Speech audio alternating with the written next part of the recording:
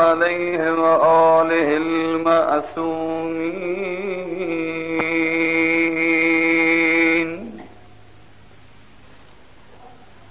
الذين ذهب الله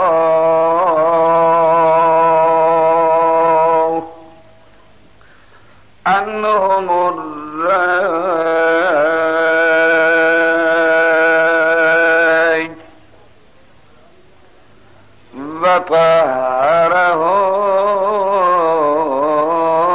وطهرهم تدهيرا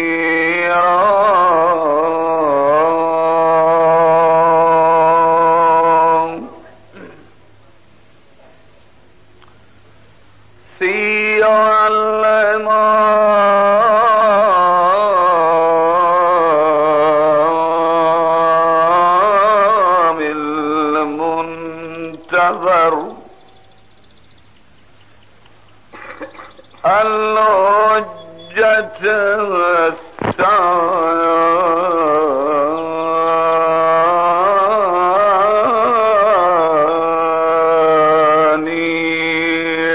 عشر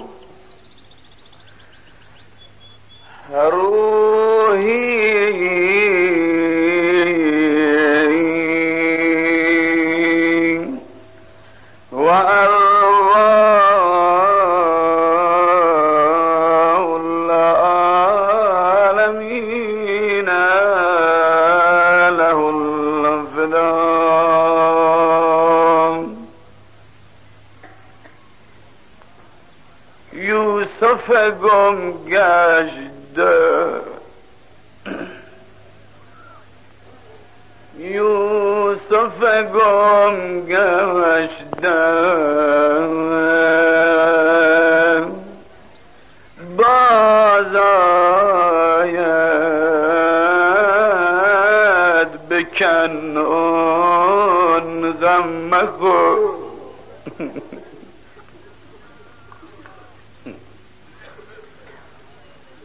کلبه احزان شمد روزی گلستان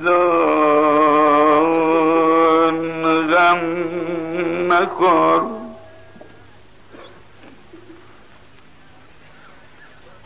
این دل غم دیده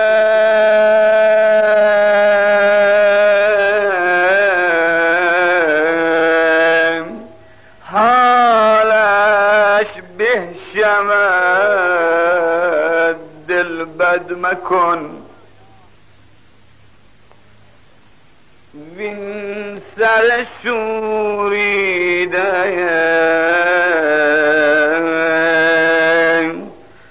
باز آید به سامون غم مخور دور گردون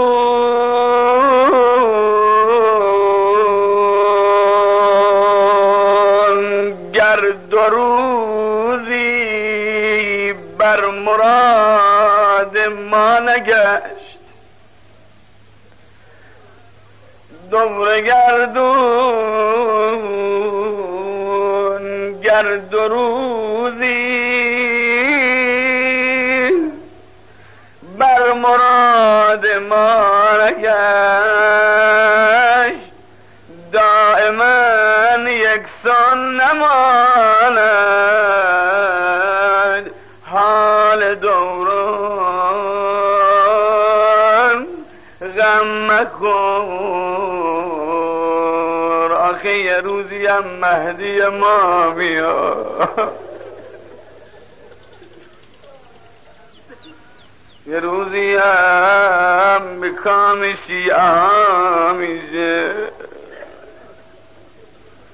یه روزی هم این مظلومان سر رو بلند میکنن میگن ظالما دیدین مهدی ملومه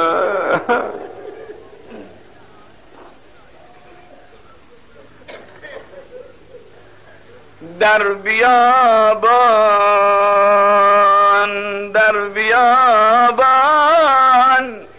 گر به شوق کعبه خواهی زد قدم سرزنش ها گر کند خار مغیلان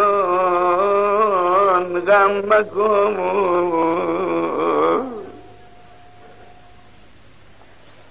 ای دل از سیل فنا بنیاد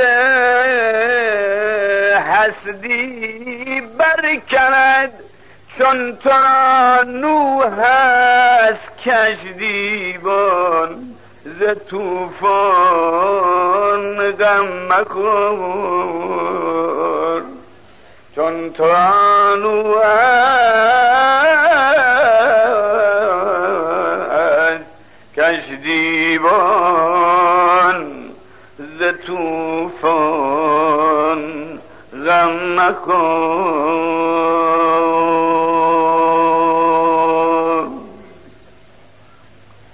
قال رسول الله صلى الله عليه وآله وسلم إذا كان يوم القيامة نادى مناد أين الظلم وأعوانهم من لا قدموتا أو ربت لهم كيسا أو مد لهم مدة قلم فاحشروهم معهم صدق رسول الله صلى الله عليه وآله وسلم یہ صلوات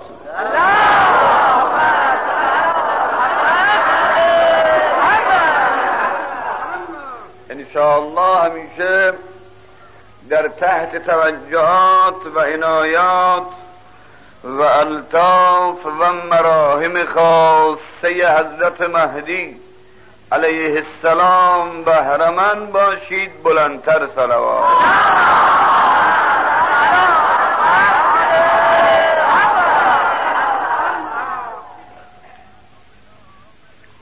پیغمبر اکرم فرمودن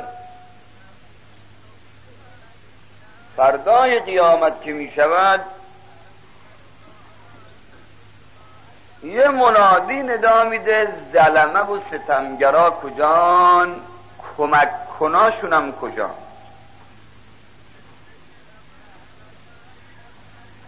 فردای قیامت که می شود هم یزیدو میارن هم پروبالاشو، هم معاویه رو میارن هم دوروبریاشو، هم جنایتکارا رو میارن هم اونایی که کمکش کردن. چرا کمک کناشو میارن؟ برای که اگه تقویتش نمی کردن، کمکش نمی کردن، یاریش نمی کردن، دورش نمی گرفتن، او یه نفری نمیتونستی همه جنایت کنه. یه مثال زنده تو اون صحرای کربلا اگه امام حسین بود و شمر، فقط شمر میتونست امام حسین بکشه؟ اگه یزید بود و امام حسین فقط، یزید میتونست جنایات رو بکنه؟ اگه ابوبکر یه نفری بود و آقا امیرالمومنین، ابوبکر میتونست علی رو یه نفری خونه نشین کنه؟ اگه معاویه بود و امام حسن، معاویه میتونست یه نفری امام حسن رو بیاره پا منبر بشونه، بره بالا منبر جلو چشم امام حسن لعن به علی بکنه؟ بله؟ او جنایت کرد، دوروبریام کمک کردن، دوروبر کارو گرفتن، پس اونام شریکن، اونا رو باید بیارن. سهمی دارن در ظلم. یه کارخونه 1000 تا سهم داره، حالا یک کسی 500 سهمشو میخره، یکیشو. همونی هم که یه سهم از کارخونه شریکه باید شریکه، چیزی از کمتر.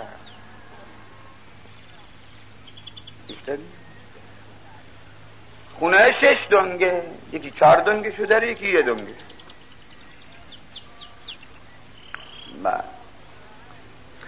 این الظلمه و اعوانهم، ظلمه کجان؟ ستمگرا کجان؟ کمک کناشون هم کجان؟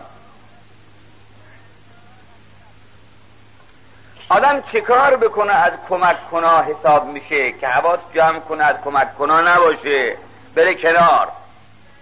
پیغمبر بیان میکنه، میفرماد من لاغ دواتن،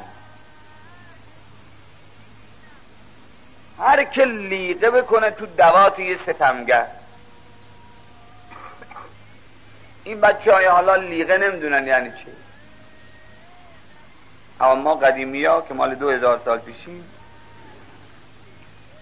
ما خودمونو ببریم تو پیرمردا، طرفش بهتر. آدم هرچی بی حال باشه دراز میکنه، لم میده، میگه دیگه به من چه و به تو چه، ها تا نفس آخر بود برای دین خدا کار کنی. بمیر دست ازت برمی‌دارن. تا زندگی نهار میخوایی، تا زندگی خدا خدمت به دین میخواد. حال ندارم چی؟ همون از که میتونی.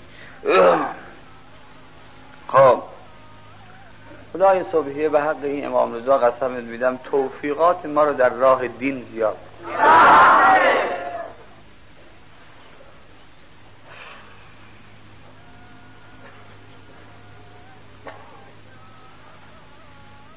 این مشهد محله بالا خیابون کوچه زردی، ما اونجا میشستیم. خدا بیامرزدش یه آخوند ملا رضایی داشتیم، ما این ملا مکتبیمون بود، پیش میرفتیم قرآن میخوندیم و درس میخوندیم و اینا. یزدی بود، خیلی آدم خوب.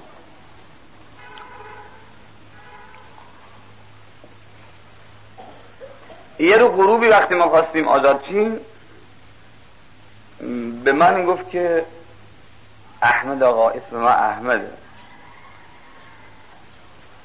به من میگفت احمد آقا. گفتم بله. گفت وقت خونه رفتی به آجونت بگو یک دفترچه برات بگیره، یک قلم نئی هم بگیره، یه دوات سنگی هم بگیره، 10 شویم مرکب خشک برات بگیره، فردا با خودت بیار. گفتم برای چی آخوند؟ گفت از فردا میخوام مشقت بدم. خیلی خوشحال شدیم که آخوند بناد از فردا مشق بده. خیلی اومدیم خونه، گفتیم بابا آخوند فرموده که یه دفترچه برای ما بگیر، یه قلم نئی هم بگیر، 10 شویم مرکب بگیر و یه دوات سنگی که میخوام مشق کنیم. گفت چه؟ گفت چیز دیگه بهت نگفت؟ گفتم اون نه. گفت شما چیز دیگه؟ گفتم چرا، صبح که خواستیم بریم 10 هم به خودم بده. گفت چه؟ وقتا با 10 بار بار میشد چنین؟ گفتیم خیلی خوب. گفت خیلی. صبح رفت دیدیم دفتره رو پیرمرد گرفته، دفترچه رو گرفته، قلم نئی رو گرفته، دوات سنگی گرفته، مرکبه رو میگفته بگی برو بابا. اومدیم طرف مکتب، گفت یه استکان برو از بچه ها بگی بیار. مرکبه رو ریخت تو استکان، آبم بالاش و نم کشید و خیس کشید و یه ساعتی گذشت. گفت خب دواته رو بیار. بردیم یک مجری چمدون کوچیکی داشت جلوش، سرش برداشت خورده از این نخ ابریشما و نخهای عادی جمع کرد و لوله کرد تو دوات. گفتم آخون این چیه؟ گفت این اسمش لیقه. طب اینا رو چرا تو دوات بکنی؟ گفت برای که مرکبه رو وقتی روش ریختیم این نخهای مرکب رو بکشه به خودش. تو کوچه داری میری بازی میکنی، دوات از دست بیفته، همه مرکباش در ریزه رو زمین. یکی. دوم این که نوک قلم و بچه ای تو بی احتیاط میزنی ته دوات، نوک قلم نشکنه، روی لیقه ها بخوره. گفتیم خب 2 تا خاصیت. لیقه فهمیدیم چیه دیگه، یه خورده نخ ابریشم و نخواهیم. بله. پیغمبر میگه من لاغ دواتن، هر کس لیقه بکنه تو دوات یه ستمگر، یه خورده نخ تو دوات ستمگر کنه، اینقدر کمکش کنه دا خدا فردای قیامت او رو با ستمگره محشور میکنه. اینقدر کمک، بیشتر نه.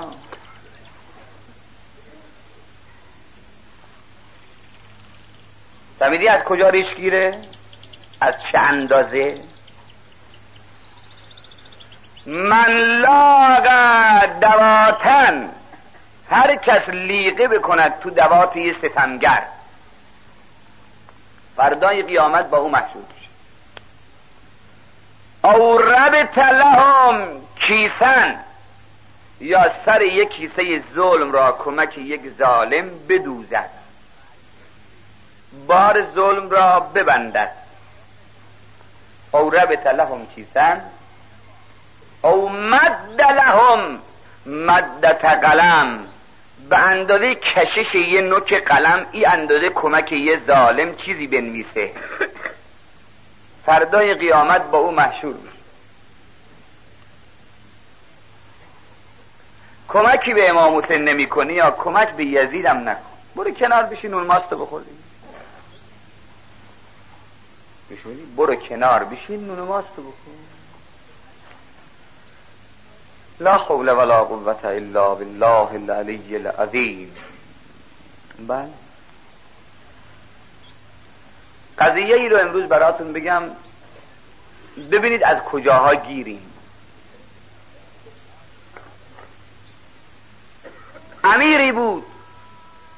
امیری بود زنی داشت مرد، خواست دوباره ازدواج کنه، ازدواج مجددی بکنه، تجدید فراش کنه، خواست یه زن بگیره.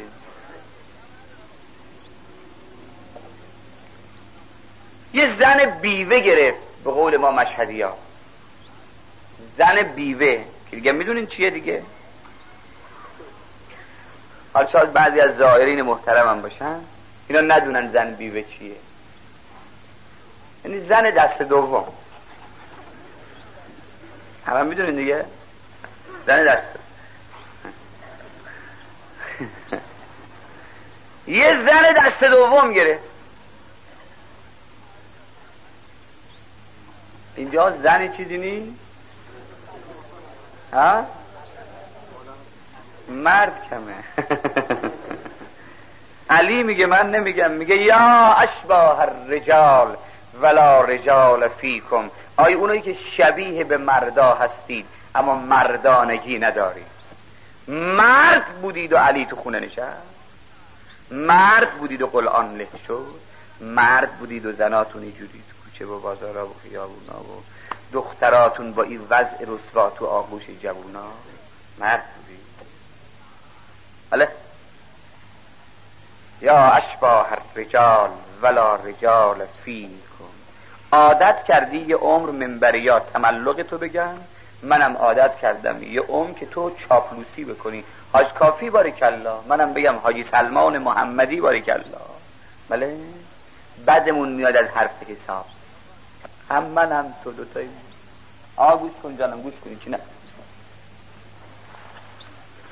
تجربه خیلی. یا الله، زن گرفت، زن بیوه امیر. یه 2-3 سال گذشت باز دلش خواست زن بگیره. او وقتا مثل حالا نبود، قانون منع تعدد زوجات تصویب نشده بود. حالا هر مردی بیش از یه زن نمیتونه بگیره. او وقتا نمیتونستن 4 تا 5 تا 2 تا 3 تا زن بگیره. ما 7 سال پیش ای گفتیم هر چی میخوایم بریم زن بگیریم، گوش نکردیم. گفتیم قانونه بناس تصویب چه بعد جلوتونو میگیرم، گوش نکردین، رفتین همینجور جوریش کردین، حالا توش گیر کردین. حالا توش گیر کردین، نه این یکی میمیره نمیدارن تو دومیشو بگیری. گیرم مونده گیر کرد. کاش که گرفتاری ها همش همی باشه، کاش که برای دینت ضرری نداشته باشه. این زن و بچه دینی برات نگذاشته، ایمانی برات نگذاشته. کاش این زنه تو رو از زهرا جدا نمی کرد، کاش این دختره تو رو از امام حسین جدا نمی کرد، کاش این زندگی و گرفتاری های این زندگی تو رو از خدا جدا نمی کرد.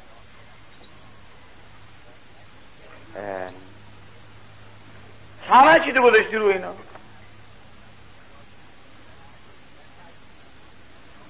دو سه سال گذشت باز خواست زن بگیره. زن فهمید، گفت آقا مثل که شما میخوایی زن بگیری؟ گفت بله. گفت خب میگن چراغی که به خونه رواست به مسجد حرومه. گفت چیکار کنم؟ گفت خب خودم یه دختر دارم از شوهر قبلی. خب بیا همینو بگی. گفت من باید از یحیای پیغمبر بپرسم ببینم جایزه یا نه. گفت خب برو بپرس. آمد از یحیای پیغمبر پرسید آقا آدم دختر زنشو میتونه بگیره؟ خب نه آقا حرامه. دختر زن آدم مثل دختر خود آدمه، این ربیبه یه آدمه، نمیتونی بگیری، خلاف شرع، نباید این کارو بکنی. گفت چشم بود. اومد تو کاخ به خانم، به ملکه، به بانو گفت نگفتم حروم جایز نیست؟ آقام همینجور فهم. گفت کی گفت؟ گفت یحیای پیغمبر. آقا تا گفت یحیای پیغمبر گفته آدم نمیتونه دختر زنشو بگیره و یه خانم دلش میخواست این معامله بشه، از اینجا چون بر خلاف میلش یحیی فتوا داده، عقده یحیی رو گرفت تو دل. گفت باشه تا تلافی کنم، ضربه‌ای بهت بزنم که حد کنی. تو حرف حق میزنی ها، تو حکم خدا رو صاف میگی ها، تو بی پرده سخن میگی ها.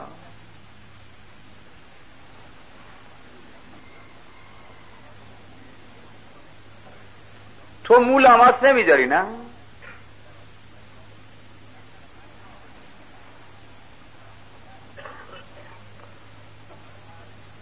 یک شب این زن به شوهرش زیاد شراب داد خورد. مست. شراب نخورید، مضراتش خیلی، مضرات جسمیش زخم روده میاره، زخم معده میاره، مخاط معده رو از بین میبره، خون رو چرب میکنه، شریانها رو تنگ میکنه، خونریزی مغزی میاره، فلج اعصاب میاره، آخر عمر مبتلای به رعشت میکنه، سکته میاره، سنکوب قلب میاره. اینا از مضرات مشروبات الکل. مضرات معنویش، وقتی انسان شراب میخورد یک حالتی درش درست میشود، به قدری غریزه شهوتش تحریک میشود که آدم حاضر دست به هر کجا بزنه آتش شهوتش خاموش کنه، حتی حاضر با مادر خودش زنا کنه. شراب. پیغمبر فرمود دختراتونو به شراب خورا ندین. غیرت دارا، مردا، رگ دارا، مسلمونا، متدینا، دخترتونو میگه به شراب خواره ندین. چرا؟ امام صادق پسرش میگه دخترتو اگر به شراب خوار دادی یا مثلی که دخترتو به زنا داده. میگه آدم شرابخوار اومد خواستاری دخترت نده. آدم شرابخوار اگه مریض شد، مریض خونه بردنش دیدنش نرو. آدم شرابخوار اگه با حالت شرابخوارگیش مرد، پیغمبر میگه مسلمونا تشییع جنازش نکن. حالا اینا رو مو به مو عمل میکنه. این دکونایی که خدا پول بهتون داده ساختین، آی مشهدی یا دکوناتونو به شراب فروشا اجاره ندین. میدونی میخواد یه دکونی مشروب فروشی بسازه، زمین تو بهش نفروش. میدونی میخواد یه سینما بسازه، مثل 1000 تومنم گرونتر بخره، زمین تو نده. چقدر مشهد زمینا ارزون شده. گفتن اون سر نقش خیابون پهلوی زمین شده متری 10,000 تومن. متری 10,000. ای زنده باد کوه دماوند. هرچی دینت ارزون شده زمینات گرون شده. هرچی ایمانتو ارزون به باد دادی خونهات گرون شده. هرچی حجاب و عفت زن و بچه تو ارزون فروختی، پول بیشتر گیرد اومده. خوشحال با، خوشحال باشین که یه تکه زمین داشتین متری 5,000 تومان فروختین، اما ایمان و دین زن و بچه‌تون به باد رفت کنار قبر امام رضا، هیچی براتون نمونده، ککتون نگزه. آی خوراتون یا آی اونی که پس فردا میافتین میمیرین، ای جمع کن، ای خوشحال باش. این مظلمه و وبالاش کجا میره؟ جواباش پاکیه. چه کار باید بکنم من بیچاره یک مش استخون زیر این همه بار؟ لا حول ولا قوة الا بالله.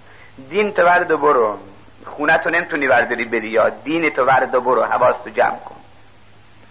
دیوونه بازی. چه خبرتونه؟ چه خبرتونه؟ کجا دارین میدوین اینقدر؟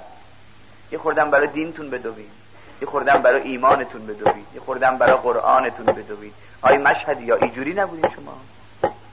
به اینجوری نبودین؟ من بچه ای شهرم و توی اجتماع اینجا بودم، من اینجا بزرگ شدم. کجا دارین میرین؟ 4 دست و پا، شب پول، روز پول، صبح پول، ظهر پول، شب پول، مگه یه چی دیگه سرش میشه؟ همش یه خورده بشین سر جاتون، فکری هم برای دینتون بردارین.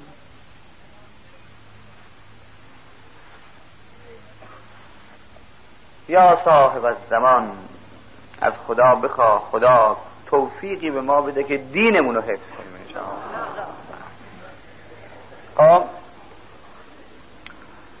زنه به شوهرش امیر تو کاخ شراب زیاد داد خورد، مرتی که مست شد. مست غریزه شهوتش تحریک.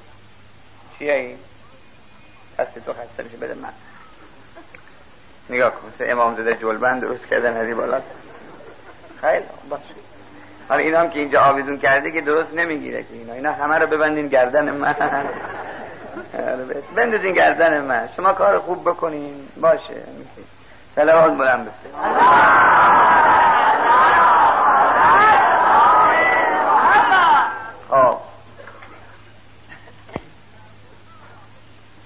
مست شراب شد،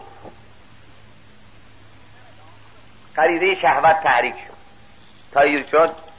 زنه آمد آخر کاخ، دخترش آرایش کرد، خوشگل قشنگ زیبا، فرستاد جلو ای آدم مست. به دخترم یاد داد چی بازی بکن. بابا یه وقت نگاه کردی دختره خیلی زیباست، داره میاد پرید طرف دختره گفت چیه بابا؟ گفت آتش شهوت میخوامشون. گفت ابدا. گفت اگه راست میگی نمیخواستی تو میدون شهوت بیای، چرا این خودت آروگارسون درست کردی؟ ای دختر لجن زده تو خیابون، اگه واقعا اخماتو میخوایی تو هم بکشی تو آغوش این جوونا همه نری، چرا اینجوری اومدی بیرون؟ برای کی اومدی اینجا بیرون؟ برای کی خودتو درست کردی؟ برای در دیوار زمین و آسمون واسه مردم.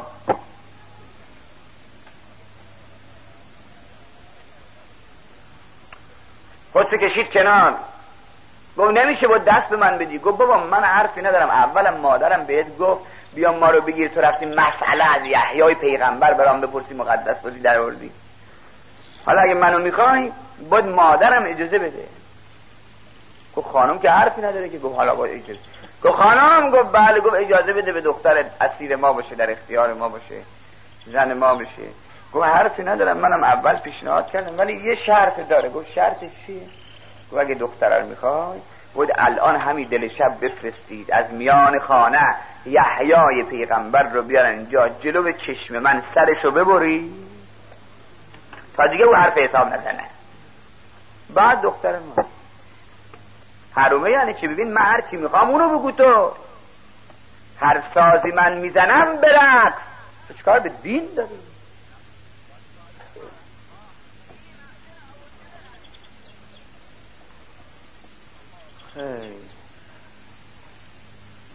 گفت بسیار خوبی که کاری نداره، قدرت که داریم و مأمورم که داریم و زورم که داریم و پولم که داریم، دور و بریم که داریم.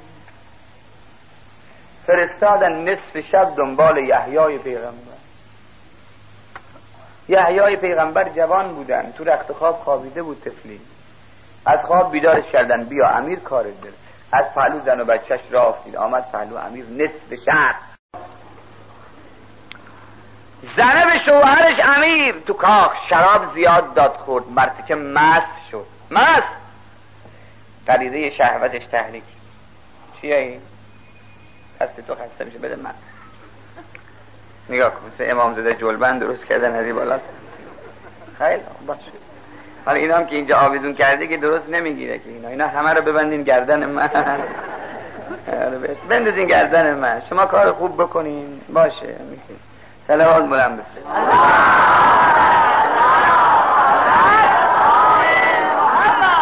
خب مست شراب شد، غریزه شهوت تحریک شد. تا اینجور شد زن آمد آخر کاخ، دخترش آرایش کرد خوشگل قشنگ زیبا، فرستاد جلو ای آدم مست. به دخترم یاد داد چی بازی بکن. بابا یه وقت نگاه کردی دختره خیلی زیباست، داره میاد، پرید طرف دختره گفت چیه بابا؟ گفت آتش شهوت میخوام کن. گفت ابدا. گفت اگه راست میگی نمیخواستی تو میدون شهوت بیای، چرا این خود تا آروگارستون درست کردی؟ ای دختر لجن زده تو خیابون، اگه واقعا اخماتو میخوای تو هم بکشی تو آغوش این جوونا همه نری، چرا اینجوری اومدی بیرون؟ ها؟ برای کی اومدی اینجا بیرون؟ برای کی خودتو درست کردی؟ برای در دیوار زمین و آسمون نه واسه مردم.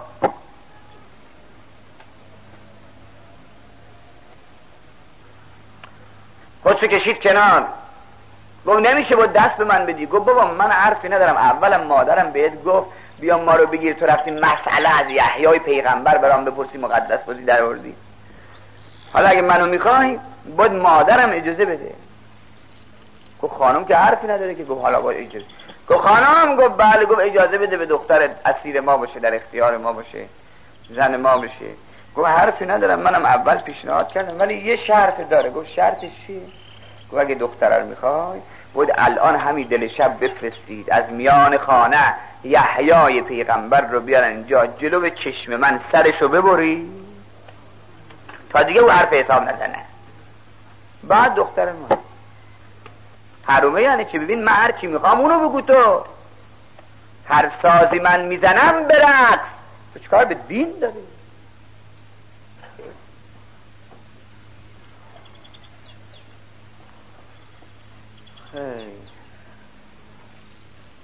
گفت بسیار خوبی که کاری نداره، قدرت که داریم و مأمورم که داریم و زورم که داریم و پولم که داریم و دوروبری هم که داریم.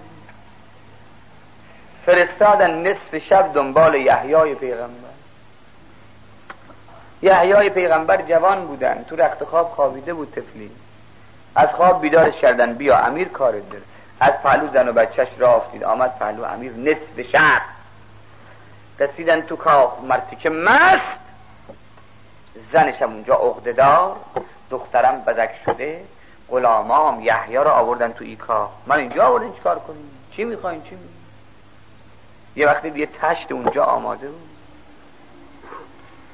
آقا نصف شب یحیای مظلوم را سر بریدن. خون یحیی ریخت تو تشت پر شد. یه خورده از خون یحیی ریخت رو زمین، فرش سوراخ شد، زمین سوراخ شد، رفت پایین. یکی دو دقیقه گذشت، فواره زد بالا، از زمین خون می جوشه. سنگ گذاشتن پرون، چوب گذاشتن تو سوراخ زمین پرون، خاک می ریزن رد میکنه. زن الان صحنه کاخ پر از خون میشه. زود بیل و کلنگا رو برداشتن، یک کانال جو درست کردن، مرتب خون میره. لا حول ولا قوة.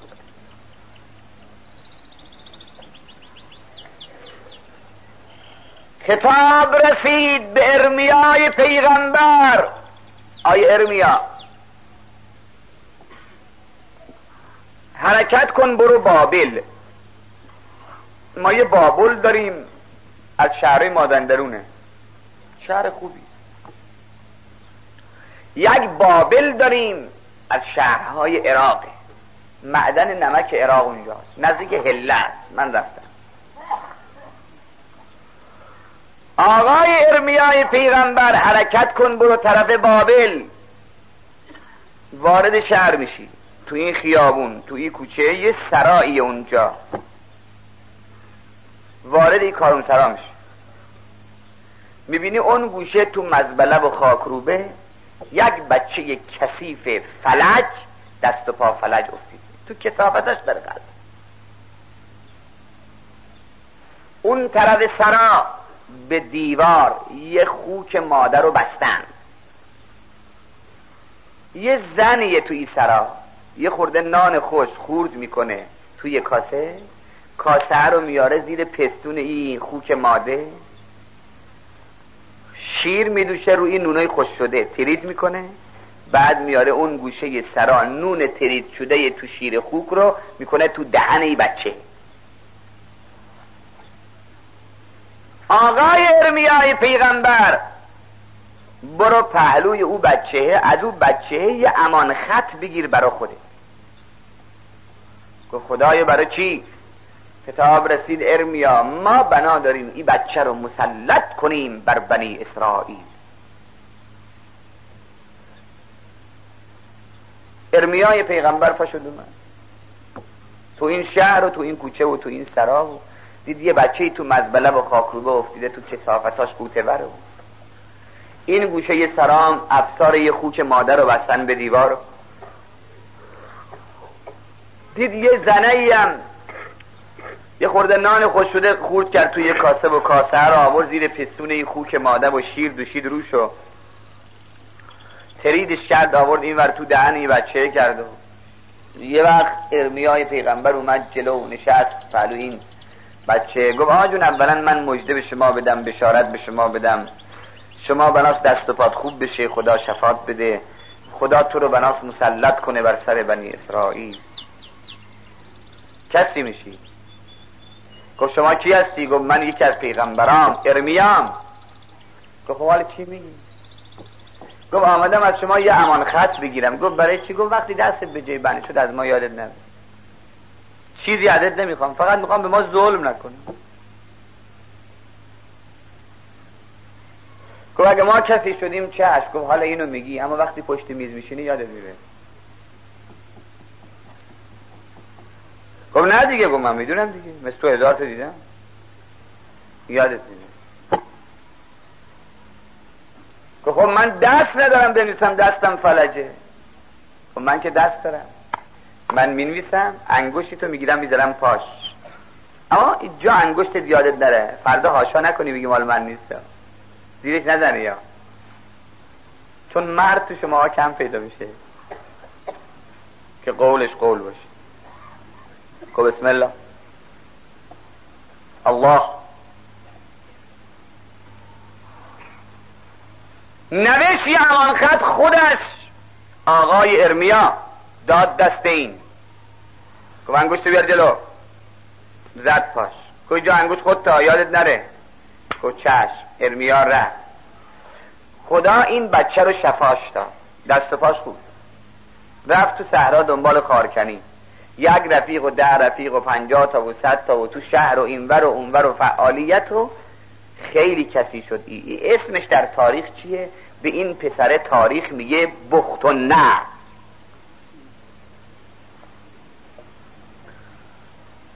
100,000 نفر مرد برداشت آمد طرف بیت المقدس.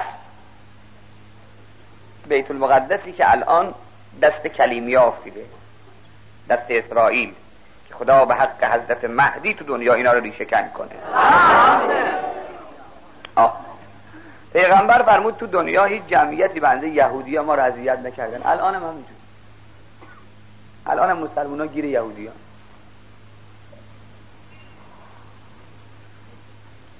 یکی از اذیتاشون رو بگم چه کار میکنن این لامذهبا و مرموزا. بعد یه شهری از شهرهایی که از مسلمان ها بود اینا گرفتن، شهر اورشلیم بود.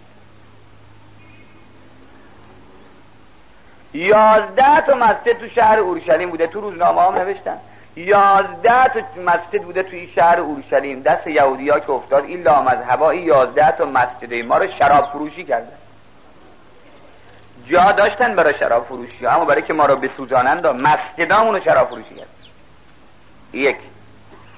یکی دیگه از جنایاتشون وقتی این مسلمان ها می جنگیدن با اینا، 54 تا بچه های 3 ساله 4 ساله 5 ساله 10 ساله اینا رو کرده بودن 54 تا بچه توی خونه، میوه و چینه و نون و همه چی هم ریخته بودن جلو اینا بخورن، درم بسته بودن اونا با یهودی ها به جنگن.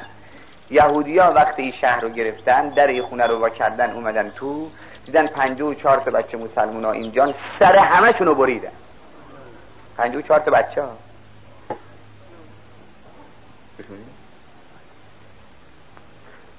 به حق حضرت مهدی دشمنا رو به سر ما مسلط نکن. خب آیون عزیز، 100,000 نفر مرد این جوان آماده کرد، بخت و نصر آمدن طرف بیت المقدس بدون پرسش و سوال. گو از دم دروازه ملت رو بکشین برین جلو. بنا کردن، همینجور که میکشتن میرفتن جلو، ولوله یفته تو مردم.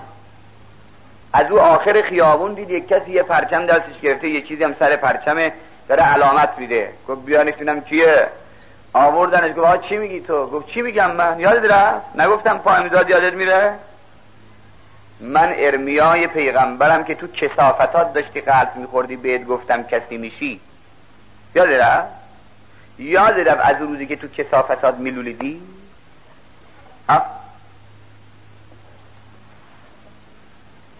کاری چی میگی؟ گفت آمدم بهت بگم این امان خطیه که دادی. گفت خب در امان ما. گفت که میدونستم برای یه کار دیگه اومدم. گفت برای چی کاری؟ گفت اومدم برای زن و بچم امان بگیرم. گفت نمیشه.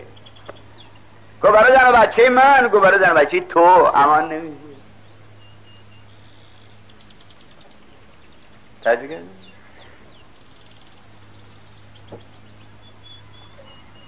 اونقدر مردم کش، خودش هم جلودار، هی میگه بیاین بکشین بیاین.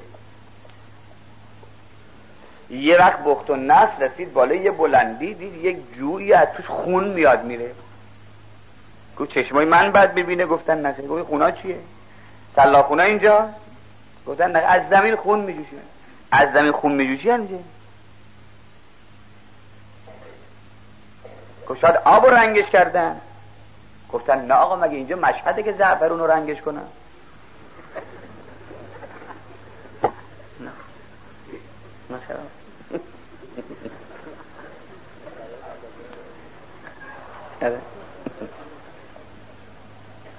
خونه آب رنگ کشیده کردن. به پایین مشهد یا زوارا کلا سرتو نگذارن. زوارا کلا سر. تو خیال میکنی زعفرون رو که رنگش کردی بهش دادی، تو کلا سرش گذاشتی؟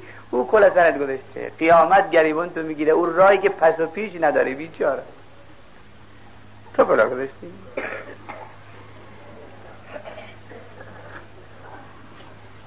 میگه واقعا این انگشتر فیروزه است؟ میگه به این 5 تن. آره، انگشتاش همشی میکنه به این 5 تن. اشاره به سر یارو میکنه، میگه به این گنبد.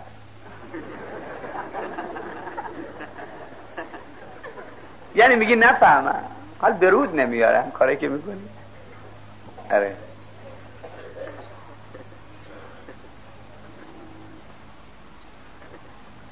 کفاش خراسانی شاعر بود، 4 شعر خوب گفت کشتنه.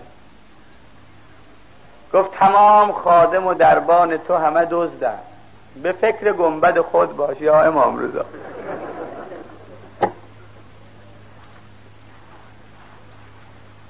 به وقت صرف پلو حرف خادمون این است که نیست جوجه چرا لاش یا امام.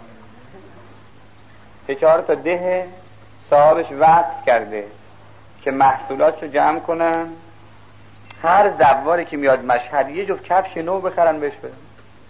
فقط من کفاش خراسانی میگه به جای اون که کنن کفش پای زوارت، کنند اون چه بود پاش یا امام رضا. 2 سال پیشم روزنامه فکاهی توفیق نوشته بود حرف حساب نزن شناسنامه تو باطل میکنه. صلوات بفرست.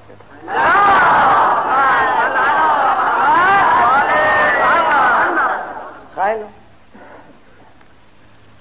لا حول ولا قوة الا بالله العلی العظیم. گفت راسته این نر خونه داره میره؟ گفتن بله. گفت چرا؟ گفتن قصه ای داره. یحیایی داشتیم پیغمبر عالی خوب، امیر برای خواهش زنش سرشو برید، ولی که حرف حقی بزن. از همون شب خون ریخ، اینجا خون میجوشه. گفت از بنی اسرائیل کس دیگه باقی مونده، از طایفه بنی اسرائیل یه پیرزن باقی مونده بود. امام صادق فرمودن به خدا قسم تا بخت الناس همون پیرزنرم نکشت، خون یحیی نیستا. شایدم سر این کلمش بود. این تاریخو برات گفتم. از امام صادق پرسیدن آقا یحیی پیغمبر رو امیر کش، غلاماش سر بریدن، برای خواهش زنه کش، 7-8 تا توش دست داشتن. چرا وقتی خدا خواست انتقام خون یحیی رو بگیره بخت و نصر رو به سر همه مردم مسلط کرد؟ حضرت فرمود برای که وقتی خبر مرگ یحیی به گوش مردم رسید همه مردم خوشحال شدن که این خار سر راشون برداشته شد، دیگه یکی نیست هی بگه این کار خلاف شرع چرا کردی. همه خوشحال شدن. چون خوشحال شدن در مرگ یحیی، همه شریک شدن در مرگ یحیی، باید چوب همه بخورن.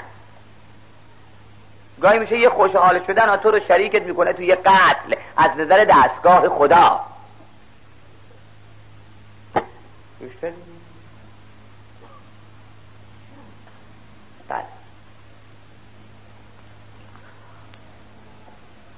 بلبلان گه اهل ذوق هم هستن گوشه کنارا، اونا یه چیزی میخوان. یه قطعه ادبی هم برای شما ها میکنم. یکی از علی رفقای شعرای مشهد میان توی دوستا منبری که میریم علاقه داریم به هم.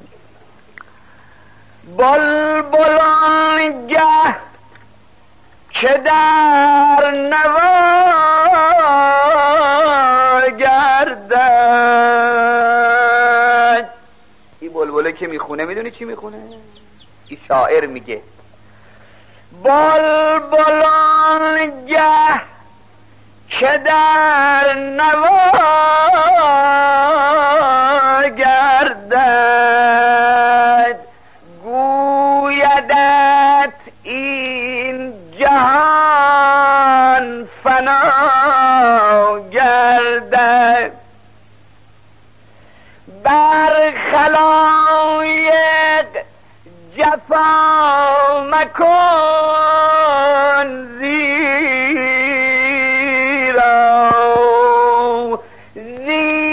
این چرخ و گنبده مینا دست غیبی همیشه در کار است محتسب دم به دم به بازار است بر خلایق جفا مکن زیر این چرخ و گنبده مینا دست غیبی همیشه در کار است محتسب دم به دم به بازار است. قرآنم میگه ولا تحسبن الله غافلا عما يعمل الظالمون انما يؤخرهم لیوم تشخص فیه الابصار. اونقدر گرم است بازار مکافات عمل گر به دقت بنگری هر روز محشر است گر به دقت بنگری هر روز محشر است. من حال میگه اومدم مدینه محضر مقدس امام چهارم فرمودن من حال از کجا میای؟ گفتم آقا از کوفه میام، فرمودن منال چی خبر بود؟ گفتم آقا مخدار ابن ابی عبیده ثقفی خروج کرده بود، قاتلان بابا تو یکی یکی میگرفت میگوش. فرمود منال بگو بدونم آیا هنو هرمل زنده بود؟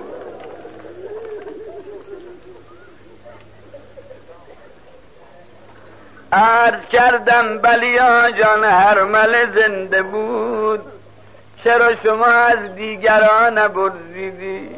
فرمود خدایا بچشان حرارت آتش دنیا و آخرت و به هرمله.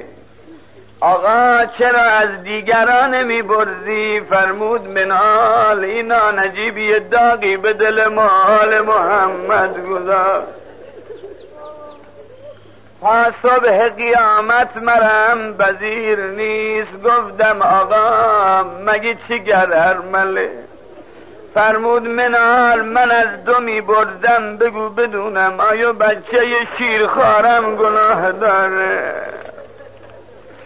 بابام قداغه بچه جلو دست گرفت، برای شربت آب جلو این بی حیا مردم. نمیدونم چطور شد بارم امرو اومد در خونه این 6 ماهه. عجب جایی، عجب جایی، عجب جایی، عجب جا. من شمشیر و تیر و نیزه و بزن و بکوب تو منبرم نیست. روزه رو باید درست کن، بی شمشیر و تیر و نیزه. انگشت گذاشت رو سوز درد، به مردم حالی کرد داد بزن. شمشیر و تیر و نیزه هم گذاشت کنار. من یه مثال براتون میزنم، درد و حالید میکنم با کمک خدا. هیچ وقت شده تو خونه هاتون بچه هاتون مریض بشه، یک بعد از ظهر میایین خونه میبینی زن پریشانه. چیه؟ میگه کجا بودی تا حالا؟ بچم داره میمیره. زود بچه رو بردار ببر دکتر. میگی بچه رو بده به من. چادر چه سرش میکنه؟ میگه نه تو باش تو خونه. چرا من باشم تو مطب با شلوغ مردای نامحرمن؟ نمیخوام بیای. هرچه میخوای به دکتر بگی بگو من میگه به دکتر بگو بچم آب خیلی میخوره.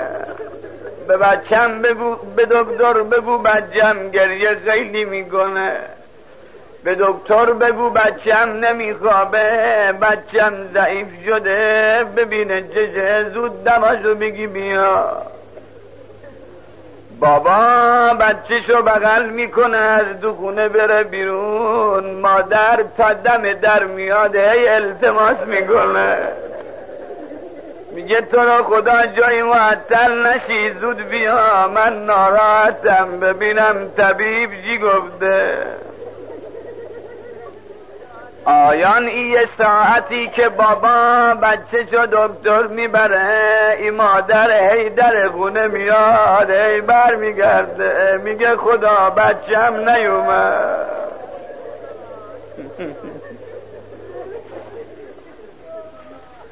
اون وقتی که مرد بچه شو دکتر میبره، خدا نکنه تو را بچه رو دستش بمیره.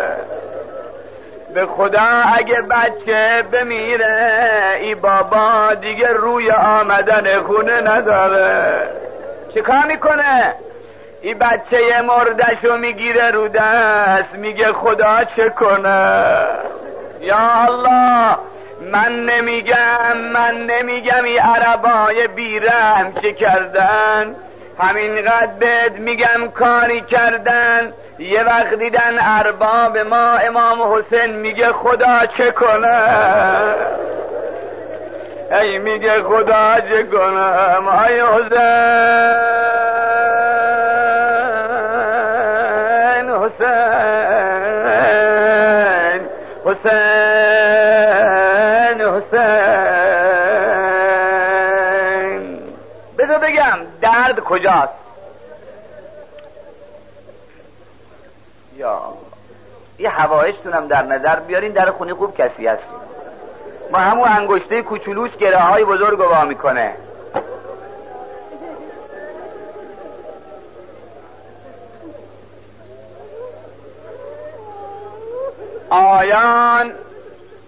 آیان جوان تا تو خونه بابا و مادر، پسر طرف سخنش مادرشه. زور میاد خونه میگه مادر کی به من تلفن کرد، مادر چه نامه‌ای برام اومد. همین پسر وقتی دومات میشه زنشو میاره تو همون خونه، طرف سخنش زنش میشه. هی به زنش میگه کی به من تلفن کرد، به زنش میگه کی اومد در خونه کارم داد. طرف سخن میشه زن، با زن حرف میزنه. آیان من نمیدونم چرا وقتی امام حسین برگشت ربابه رو صدا نزد، من نمیدونم چرا وقتی از میدون برگشت گفت زنا بگین زینبم بیاید، ای بگید بیاد قنداقای بچه‌مو بگیره. ای حسین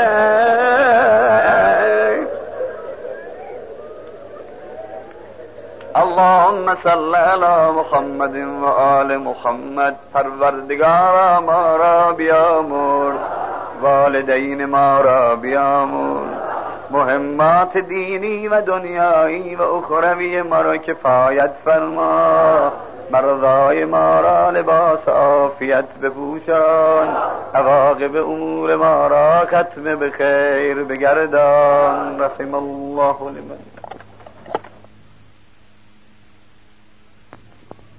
السلام علیک یا مولا